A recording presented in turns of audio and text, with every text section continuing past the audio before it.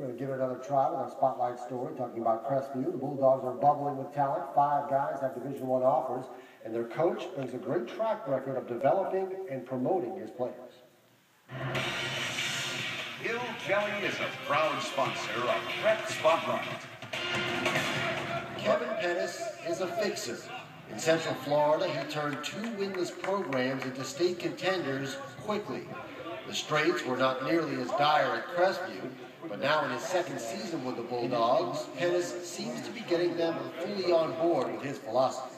I told kids a long time ago that, the fastest team don't always win, the strongest team don't always win, but the one thing that always wins, the toughest team always wins. And so that's what we've tried to instill, is kind of a bit of mental toughness that we were lacking when I first got here. Our practices sometimes turn into a game because we don't want to let nobody outwork us.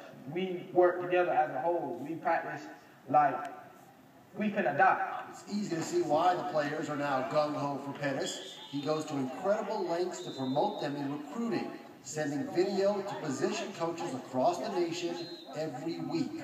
When kids know that you're out there and you're going to work hard for them and sell them, they're going to sell out for you. They're going to buy in. It just shows us that if he's doing work for us, we have to, do the work for him and, repay him with our hard work, as in he's working his butt off for us, getting us recruited. So it just means a lot to us. A prime example of Pettis' touch is junior defensive end Denzel Ware. Ware vividly remembers meeting the coach last year. He asked me what college that I wanted to go to, and I told him, Florida State is my dream. And he was like, if you do everything that I tell you to do, and if you be 100% at everything you do, you will have your dream school sending you offer. And, I thought it was a lie. I just met you and you promised me big things, because that is a big thing to promise. And spring came and I did everything he said, even at camp. When I wanted to quit, I did everything he said. And at the end of my sophomore season, I got a call from him, and he was like, Florida State just offered you. Ware ended up with a lot more offers, including Alabama and Southern Cal, but has committed to FSU. He's part of a fearsome duo on the Bulldogs defense, along with end/linebacker Dylan Lawson. The senior has offers from FSU and Florida, among others. Both Ware and Lawson require a lot of attention from offense.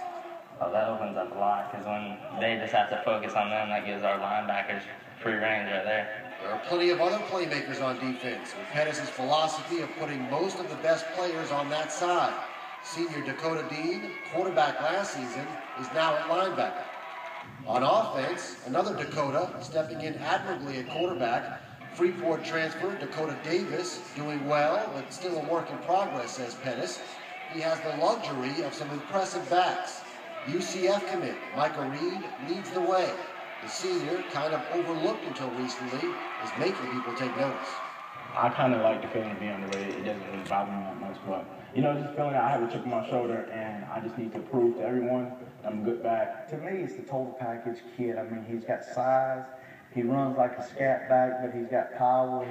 He's the strongest kid on the team. He's the total package.